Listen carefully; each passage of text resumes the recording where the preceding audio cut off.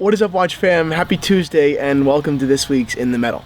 I am Christian from Theo and Harris, and this week we'll be jumping into 6 oddball, interesting, kind of intricate watches from, of course, Rolex and Tudor, all the way to Mido and Girard-Perregaux. So let's do it.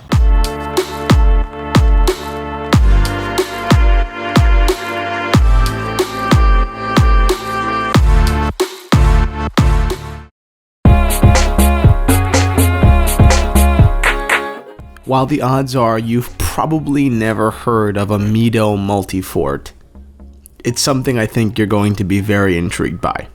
The brand goes all the way back to the late 19th century, but it wasn't until 1934 when they introduced this exact model, the Multifort, that they really started to gain traction, that they started to be taken seriously by other watch manufacturers. This new model was one of the only of its time to be waterproof, anti-magnetic, and shock resistant. I know that these are things we take for granted now, but back in the 30s, they were luxuries, and Mido was considered a pioneer. But beyond that historical importance and durability, take a look at the watch.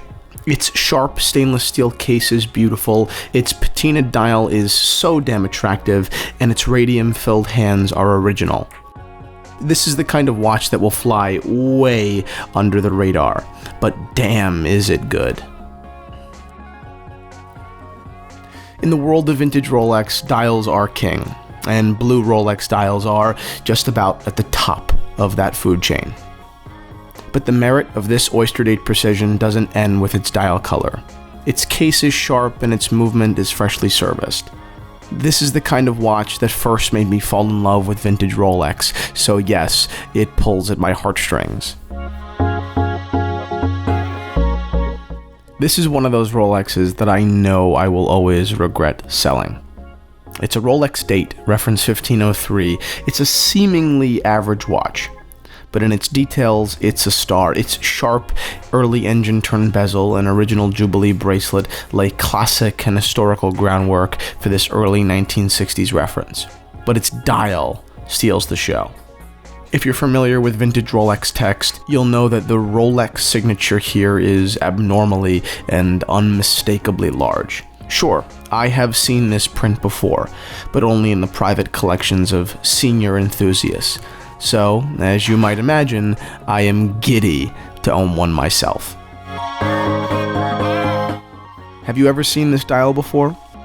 It's a ghosty gray color, and it's one of the most beautiful I've seen. Its matte finish paired with the light gray color makes the text look almost invisible. And in a sea of Rolex lookalikes, this is an original. This is a truly remarkable watch. Dating back to 1960, this Tudor Oyster Prince is not just a rare and collectible model, but an exemplary example. It features a beautifully preserved steel oyster case, small rose logo, creamy white dial, custard alpha hands, and matching markers all around.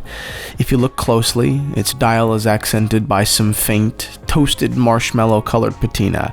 It's called radium burn. It's a product of the radium-filled hands remaining sedentary for long periods of time. And in the vintage watch world, it makes for an amazing asset. To a Rolex geek like me, this watch is an absolute dream. This is something very funky, a Gyrodate by Girard-Perregaux. If you can figure out how to read it, it'll tell you the day, the date, and the month all at the same time. Is it the most practical of complications? No, I don't think so. From its raw steel, widely beveled case, crisp white dial, oddball complication, and heritage brand, it's hard to find something that this watch doesn't have going for it. Sourcing this week's watches was not easy, but as you might imagine, for me, it was a pleasure. If you have any questions at all, please do not hesitate to email me at info@theoandharris.com. I'll be waiting patiently to help.